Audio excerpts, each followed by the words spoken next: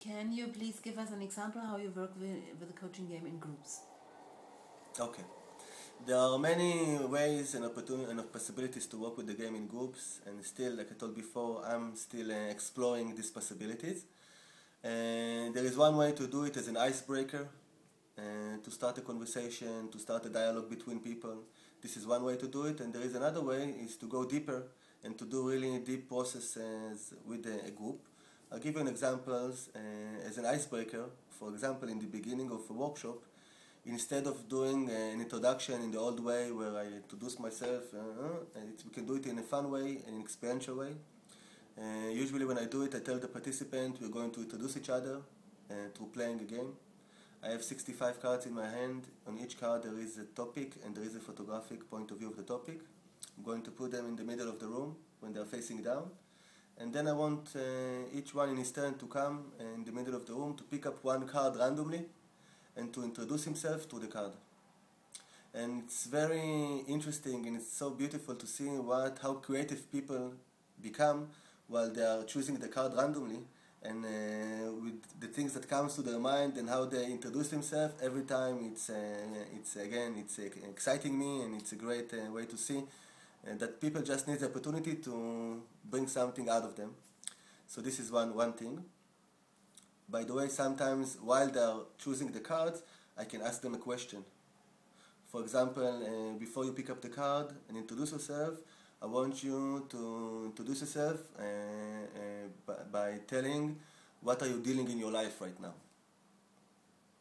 Or for example, I can ask other participant another question. For example, I want you to pick up a card and introduce yourself with the question, what is the time to let go of? And then pick up the card and share through the card. Sometimes I can even tell the participant if they have a question they want to ask somebody else before he picks up the card, and it gives them a chance also to be interacted in the session. And one last example about it, sometimes I even let the person that goes and pick up the card, before he picks up the card, I tell him, what question would you like to ask yourself? And then he pick up the card. So this is, for example, one way to start a workshop, to start a seminar, and to do introduction in a different and experiential way. This is one way.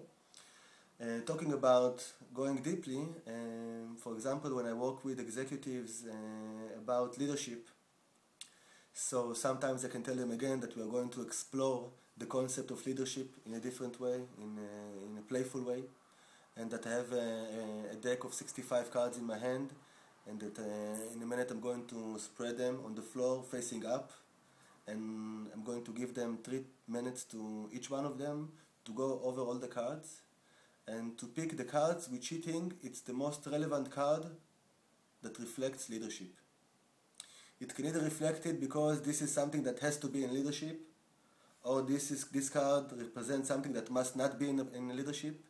And then I give them 3 minutes. Sometimes I give them some music while they are choosing the cards, and then they're going back to their places, and each one in his turn starting to share which card he chose and how it connects to leadership in his point of view, and why did he choose this card.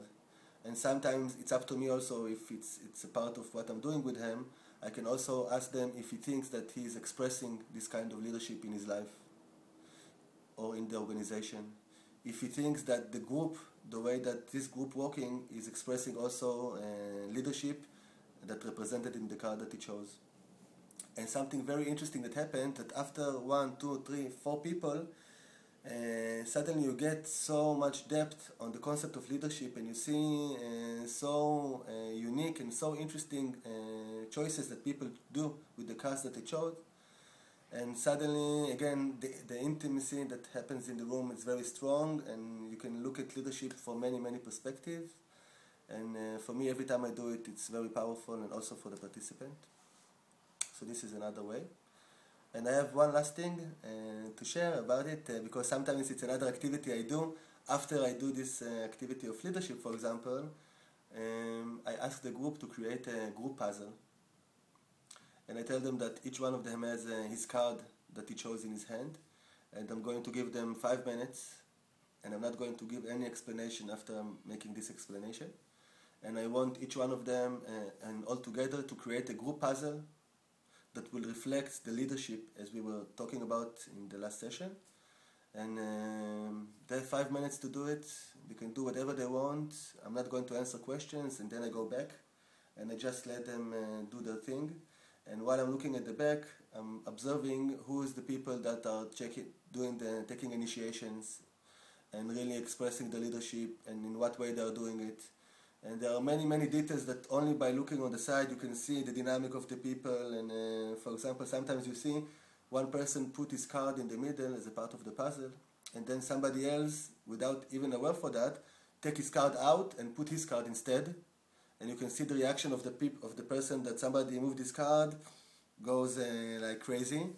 And again, I'm only observing, only writing down the things that I want to talk about later and let them do their own stuff. After 5 minutes, first I ask them who wants to share about this session, how was it for him, and what does he think about the puzzle. And then after 5 minutes, 10 minutes that each person share, I start to do analyze of the process with them together, and I share with them what I saw. And I look at the puzzle, and I look at the color of the puzzle, and I try to figure out with them what does it represent. Sometimes the look of the puzzle, it has some kind of a symbol. So we're also trying to figure it out how it connects to leadership and to the things that happen in the room. Sometimes the way the cards are fixed in the room, they are fixed in a very logic way. For example, people put the card fear, and near card fear they will put the card everything is possible, and they have a story why they have to put it next to each other. And again, many times this order is telling the story of the group. Sometimes I also talk about how much time did they put in planning the puzzle that they're going to make, if at all, or they just jump for doing many things. Again, this is a very deep and a very strong session.